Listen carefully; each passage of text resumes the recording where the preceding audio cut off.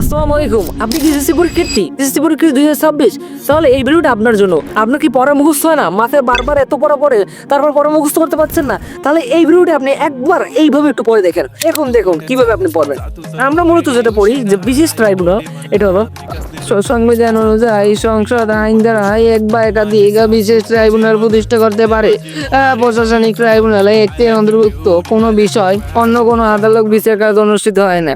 এইভাবে যে আমরা মূলত এইভাবে যদি হারা দিনে পড়তে যায় কোনো কায়দায় মুখস্থ হবে না। তাহলে আমরা মুখস্থ করার জন্য কি বলবো? প্রথম বিষয়টা ব্যক্ত হবে বিশেষ ট্রাইব্যুনাল। এখানে কি বলছে? সংবিধান। প্রথম হালকা একটু রিভিশন দিয়ে পড়ে যাবে, তারপর এইভাবে পড়বে। কি বলছে?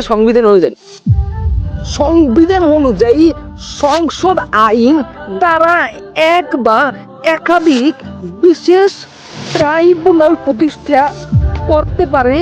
প্রশাসনিক ট্রাইব্যুনালের এখতিয়ার অন্তর্ভুক্ত কোনো বিষয় অন্য কোনো আদালতে আদালতে বিচার কার্য অনুষ্ঠিত হয় না অনুষ্ঠিত হয় না।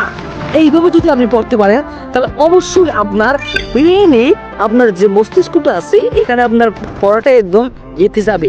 এইভাবে একবার পড়ে দেখুন। ট্রাই নাও। এখনই আপনি পড়ুন। এখনই আপনি যে পড়াটা আপনি মুখস্থ করতে চান এইভাবে আপনি পড়ুন।